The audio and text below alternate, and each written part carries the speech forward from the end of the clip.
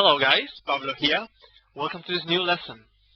If we look at the post editing page, we can see that the post has a lot of information. It has a title, a content, different options, settings. It may happen though that you want to add your own extra fields to the post.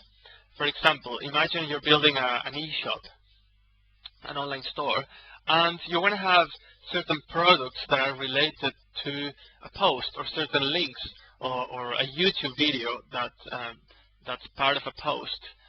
Well, in this lesson we're going to look into creating post metadata, how to add more fields in the post editing page, and how to save that information so that it's related to our post. Let's look at the code and get started. The first thing we want to do is show what's called a meta box. That's just a container where the fields are going to go. So let's make some use of our hooks concept. Let's remember that hooks are events that are triggered at certain points of the execution of WordPress. We have filters which have to do with specific text or variables, and we can attach actions to them so that they run before this information is shown to the user or saved in the database. And we also have actions that have to do with WordPress core functionality. So we're going to use some actions in here. There's one called add meta boxes. This function, if we add this function here, it will execute when WordPress wants to show the meta boxes in the post editing page. So we just need to define this function now, and we'll do that now. We are going to add now the meta box. There's some documentation if you need more information, and this is called add meta box. The first parameter we're going to enter is the HTML ID.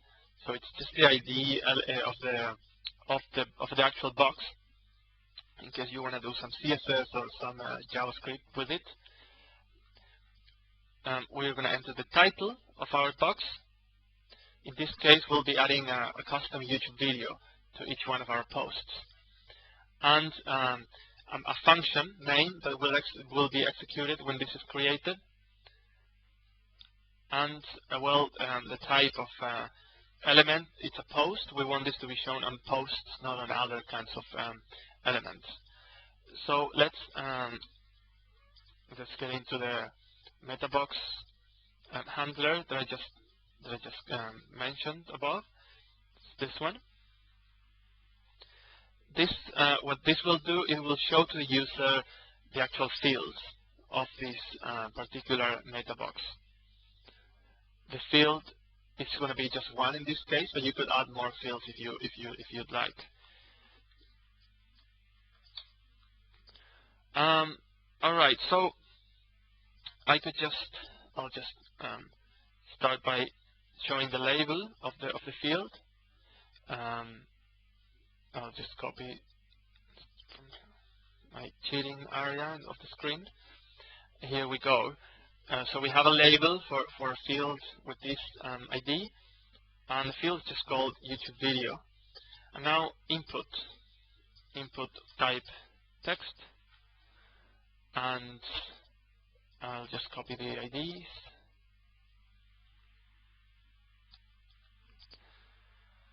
And we need the value as well.